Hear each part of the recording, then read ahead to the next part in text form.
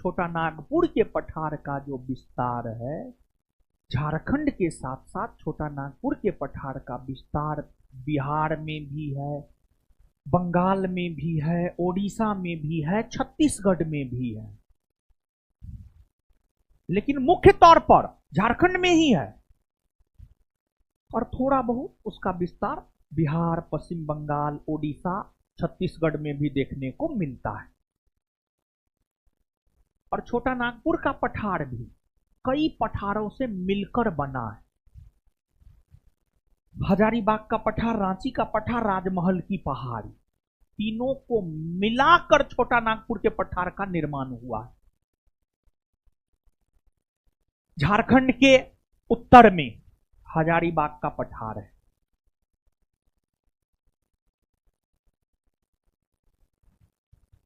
झारखंड के दक्षिण में रांची का पठार है,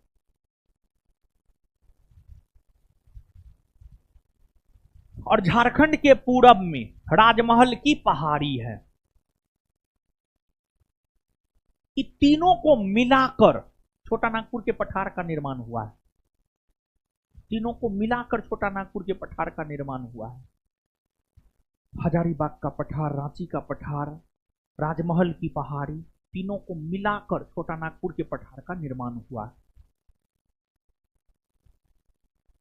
छोटा नागपुर के पठारी क्षेत्र से कई सारी नदियां निकलती है, जैसे दामोदर नदी, जैसे स्वर्णरेखा नदी। ये सब नदी छोटा नागपुर के पठारी क्षेत्र से ही निकलती है। इन नदियों में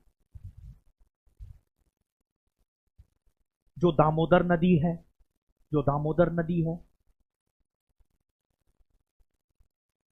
दामोदर नदी हजारीबाग के पठार को रांची के पठार से अलग करता है।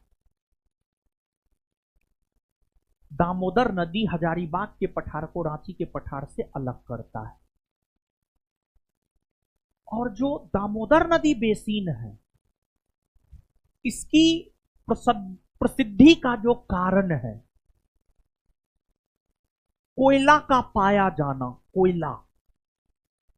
कोयला जिसे काला सोना या उद्योग की रोटी कहा जाता है, कोयला का पाया जाना दामोदर नदी बेसिन की सबसे बड़ी विशेषता है। और दामोदर नदी बेसिन में कोयला पाया जाता है। बीपीएससी का यह पूछा हुआ क्वेश्चन है, कौन नदी बेसिन कोयला के लिए प्रसिद्ध है? तो दामोदर नदी बेसिन कोयला के लिए प्रसिद्ध है। और एक बात जानिए, कोयला एक प्रकार का खनिज संसाधन के अंतर्गत आप रख सकते हैं कोयला। यानी जो छोटा नागपुर का पठार है, यहां पर खनिज संसाधन की काफी उपलब्धता देखने को मिलती है।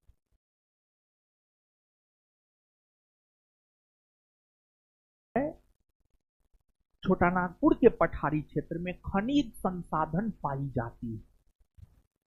और छोटा नागपुर के पठारी क्षेत्र में खनिज संसाधन की उपलब्धता की वजह से ही इसे भारत का रूर प्रदेश कहा जाता है। भारत का रूर प्रदेश कहा जाता है। भारत का रूर प्रदेश कहा जाता है।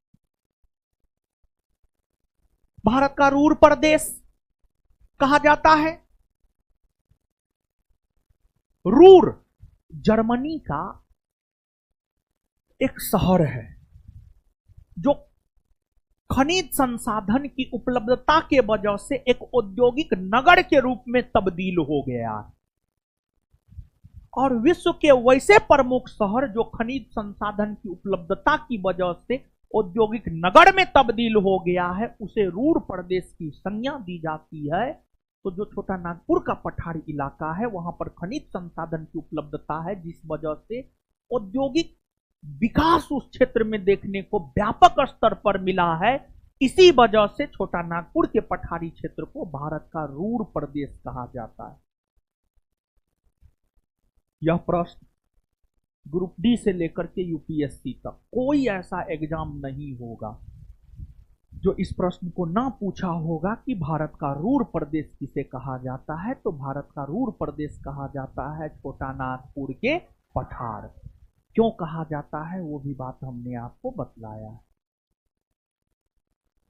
और छोटा नागपुर के पठारी क्षेत्र से और भी कई सारी नदियां निकलती है, लेकिन उन सभी नदियों में सबसे पवित्र नदी है स्वर्ण रेखा नदी, जिस वजह से छोटा नागपुर की गंगा स्वर्ण रेखा नदी को कहा जाता है। और स्वर्ण रेखा नदी के तट पर ही जमशेदपुर बसा हुआ है। छोटा नागपुर के पठारी क्षेत्र से स्वर्ण रेखा नदी निकलती है, जो काफी पवित्र है, पवित्र नदी है। इसकी पवित्रता के कारण इसे छोटा नागपुर की गंगा कहा जाता है। और छोटा नागपुर के पठारी क्षेत्र में ही एक पारसनाथ की पहाड़ी है। छोटा नागपुर के पठारी क्षेत्र में ही एक पारसनाथ की पहाड़ी है, पारसनाथ की पहाड़ी। जो पारसनाथ की पहाड़ी झारखंड की सबसे ऊंची पर्वत चोटी है। और पारसनाथ की पहाड़ी जैन धर्म के लिए प्रसिद्ध है। और जैन धर्म के लिए प्रसिद्ध का कारण यह है कि जैन धर्म के कई सारे तीर्थकरों को पारसनाथ की पहाड़ी में निर्वाण की प्राप्ति हुई है, निर्वाण की प्राप्ति हुई है। इसी वजह से पारसनाथ की पहाड़ी जो है जैनियों के लिए प्रसिद्ध है। चलिए अब आज इतना ही रहने दीजिए।